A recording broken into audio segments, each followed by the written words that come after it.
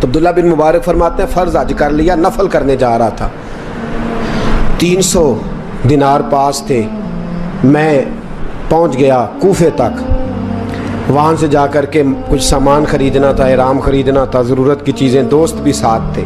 کہتے ہیں یار میرے جلدی تھک گئے, خریداری کر کے وہ چلے گئے, میں شام تک رکا, بڑا تھک گیا تو سوچا اتنی لمبی چوڑی خریداری کی ہے تو جھیل تھی پاس, میں نے کہا وہاں جا کے ذرا ٹھنڈی ہوا لیتا ہوں. کہتے ہیں میں اس طرف گیا, رات کا اندھیرا تھا, مری ہوئی بھینس پڑی تھی, یہ کچھ 700-800 سال پہلے کی بات عرض کر رہا ہوں.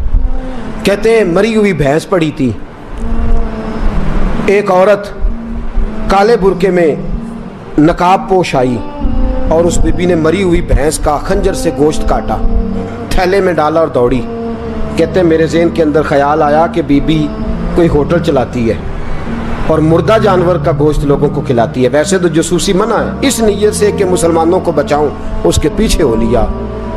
کہتے ہیں وہ گلیاں گزرتی گزرتی کوفے کی تنگ گلی میں گئی, ایک بڑا سا دروازہ لکڑی کا, بڑا پھاٹک جو پرانے شہروں میں ہوتے ہیں. کہتے ہیں اس بڑے پھاٹک پر اس نے زور زور سے دستک دی, دونوں ہاتھوں سے, دروازہ کھلا, وہ عورت اندر داخل ہوئی تو 3-4 بچیاں جھٹ سے اس کے گرد اکٹھی ہو گئیں. اماں کچھ لائی ہو؟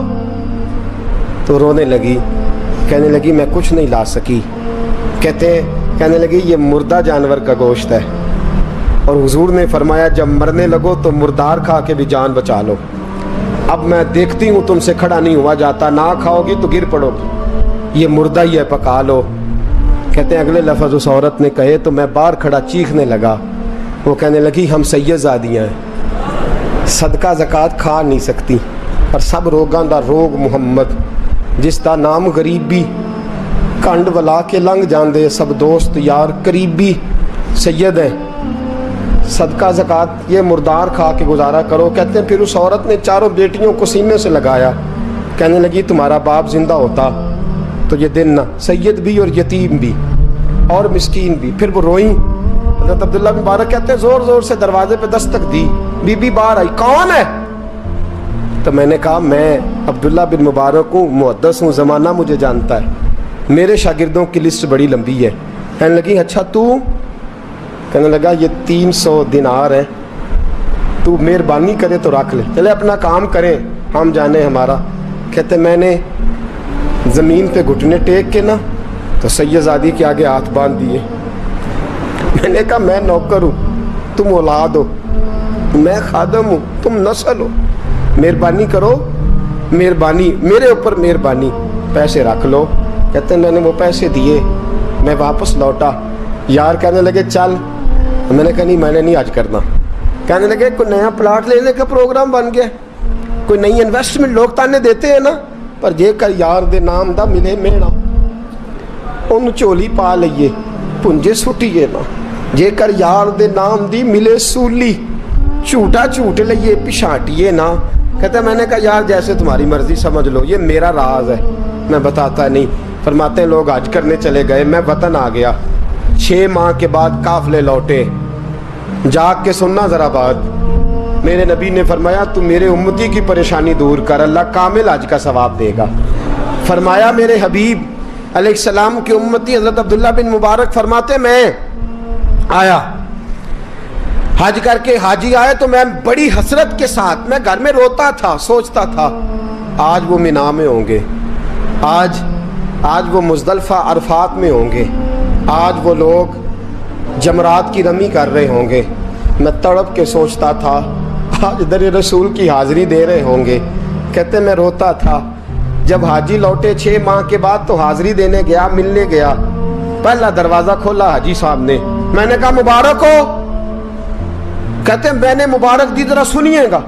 کہتے ہیں وہ حاجی مجھے ڈانٹنے لگے, کہنے لگے چھوڑ یار, اتنا بڑا آدمی ہو کے تو غلط بات کرتا ہے. میں نے کہا کیا ہوا؟ کہنے لگے تو نے ہمیں کہا کہ جانا نہیں, اور پھر ہم مینا میں آوازیں دیتے رہے, تو بات ہی نہیں سنتا تھا. ہم آوازیں دیتے رہے ان اللہ علی کل شیء قدیر, آوازیں دیتے تھے, سنتا نہیں تھا.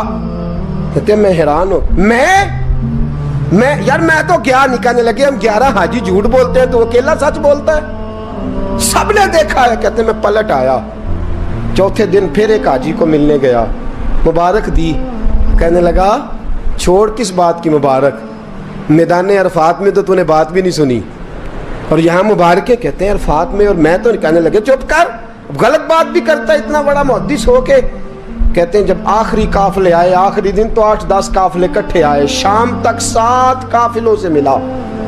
हर एक मुझे कहने लगा बंदे के पास घोड़ा नया आ जाए, सवारी बड़ी आ जाए तो यारों से तो मिलना चाहिए ना, तू आवाज ही नहीं सुनता था। फरमाते हैं मैं थक गया कि इलाही माजरा क्या है, मैं तो यहाँ इस शहर की गलियों में फिरता रहा और ये सारे हाजी क्या क्या रहे हैं। फरमाते हैं रात को हजरत रबी बिन असलम, वो बहुत बड़े बुजुर्ग मुहद्दिस थे, वो भी हज करने गए, दरवाजे पे दस्तक दी, बाहर आए तो झगड़ने लगे, कहने लगे तूने मुझे किस मुश्किल में डाल दिया है।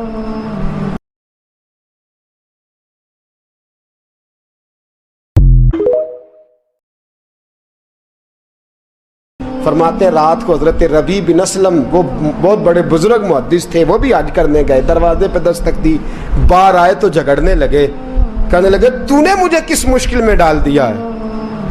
मैंने कहा हुजूर क्या हुआ, किस मुश्किल में। मैं तो मिल कहने लगे छोड़ यार, आलिम था तो मैं तेरी इज्जत करता था, तूने ये क्या किया। मैंने कहा क्या हुआ। कहने लगे याद नहीं जब तू रोजा रसूल के सामने मिला था, जब नबी पाक के मवाजे के सामने तो पैसों वाली थैली मुझे पकड़ा गया, पकड़ अपने पैसे। मैं तो संभालते संभालते थक गया हूँ। कहते हैं यूं सीने से पैसे लगाए, घर आया, इशा पड़ी तो सो गया। मैंने कहा या अल्लाह उकदा खोल दे। रात गहरी हुई, मेरे घर की दीवारें चमकने लगी, नूर फैलने लगा, खुशबू ही खुशबू पूरे शहर को मुअत्तर करने लगी। कहते हैं मैंने आंख झपकी तो सामने अल्लाह के रसूल तशरीफ फरमा, सामने महबूब तशरीफ फरमा है। ख्वाब मेरी विच आया माही, मैं उहदे गल विच पा लईयां बावां, फिर डर दी मारी अख भी न खोलां किते फिर विछड़ ना जावां। फरमाते मैं महबूब पाक की जियारत की तो नबी पाक अलैहिस्सलाम का दीदार करके फूट फूट के रोया। अब मेरा दिल था हुजूर बोले कोई बात करें, महबूब बोले लब खोले। फरमाया क्या। हुजूर ने फरमाया मैं तुझे कितने और गवाह भेजूं कि तेरा हज हो गया है। मैं कितने गवाह भेजूं कि हज तेरा बेपरवाही वेख सज्जन दी, जिथे किसे दी पेश ना जावे उन्हें ताजा वाले दर दर रोले, मंगते हैं तख्त बिठावे, आजम किसे नु कारा मिल दई, किसे नु कारा, किसे नु कारा मिल दई, कोई काबे हो खाली आवे। फरमाया कितने गवाह भेजूं कि हज हो गया। मेरे हबीब ने फरमाया उठ के थैली खोल के गेल ले, तूने 300 दिनार दिए थे, मैंने 600 करके वापस किए। फरमाया गिन। हजरत अब्दुल्ला बिन मुबारक ने 60 हज फरमाए। उसके बाद कितने हज किए, एक फर्ज किया हुआ था 61 हो गए। फरमाते मैं बार बार गया और जब बुलाया सरकार ने खुद ही इंतजाम हो गए।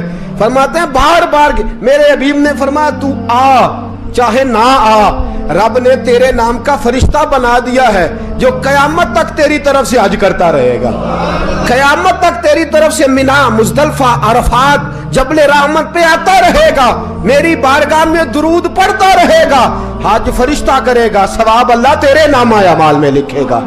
मेरे दोस्तों मेरे नबी ने फरमाया मेरे उम्मती की एक परेशानी दूर कर, अल्लाह कबूल हज का सवाब अता फरमाएगा। गरीबों का हज है कि नहीं, बोले इशराक चाश्त पढ़ हज है, 2 लोगों की सुलह करा हज है, उलमा की नौकरी कर, एक एक दफा 70-70 हज तुझे मिलेंगे। और मेरे रसूल पाक सल्लल्लाहु अलैहि वसल्लम ने फरमाया सौखा हज है, सामने अब्बा जी है, सामने अम्मा जी है, बार बार प्यार से देख, बार बार हज कर, बार बार प्यार से देख और किसी गरीब की मदद कर दे, सड़क पार करा दे, मेडिकल स्टोर से दवाई ला दे, किसी की नौकरी कर दे, बच्चा घर में नहीं अब्बा जी बीमार हो गए, जा भाग के तू चचा को छोड़ा डॉक्टर तक, तू नेकी कर, अल्लाह तुझे पूरे हज का सवाब अता फरमाएगा।